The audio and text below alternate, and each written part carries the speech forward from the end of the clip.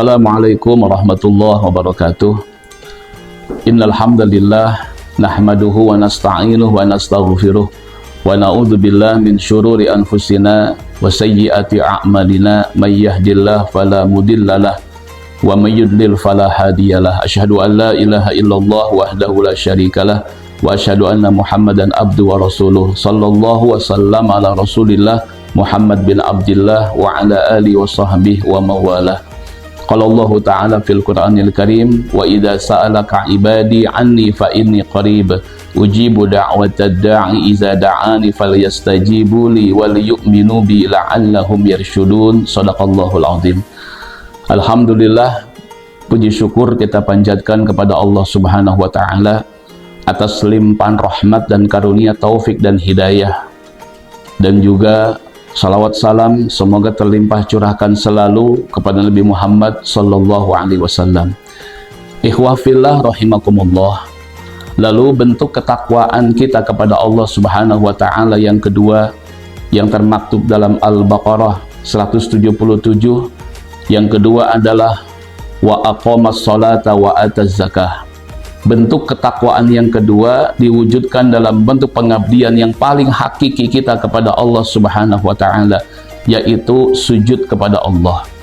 Sehingga Allah pun menggambarkan hakikat daripada salat ini sebagai wujud ketakwaan kita kepada Allah Subhanahu wa taala yang Allah sabdakan dalam Al-Hajj ayat 77. Allah Subhanahu wa taala pun menegaskan bahwa orang-orang yang senantiasa sujud kepada Allah Subhanahu wa taala, dijelaskan, ya ayyuhalladzina amanu ruk'u wasjudu wa'budu rabbakum waf'alul khair la'allakum tuflihun. Wahai orang-orang yang beriman, ruku dan sujudlah kalian kepada Allah Subhanahu wa taala. Sehingga momentum salat ini menggambarkan seseorang, bentuk besar daripada salat tersebut adalah ruku dan sujud yang digambarkan oleh Allah Subhanahu wa taala. Sehingga bentuk salat tersebut diwujudkan dalam bentuk ketawaduan, rendah hatinya dia di hadapan Allah dan di hadapan manusia.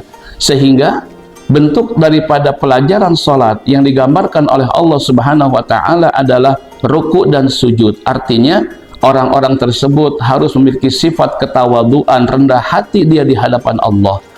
Kita lihat bagaimana iblis, sekalipun sudah ribuan tahun dia beribadah kepada Allah Subhanahu wa taala, tidak menjadikan dia menjadi kekasih Allah Subhanahu wa taala. Kenapa? Terhalang dengan sifat kesombongan di dalam hatinya. Oleh karena itu, dengan salat yang kita kerjakan, setiap waktu kita kerjakan 5 waktu ini, wujudnya adalah bentuk tawadhu kita, rendah hati kita di hadapan Allah Subhanahu wa taala. Sehingga orang-orang yang bertakwa pasti dia akan rendah hati, sekalipun tinggi jabatan, berlimpah ruah kekayaan, tidak menjadikan dia lupa daratan, lupa diri kepada Allah Subhanahu wa taala. Ikhwah fillah rahimakumullah. Yang ketiga, bentuk ketakwaan adalah Allah jelaskan wal mufuna bi ahdihim idza ahadu. Orang yang takwa itu selalu memenuhi akan janji-janji yang sudah ia pernah berjanji, baik janji kepada Allah maupun janji kepada sesama.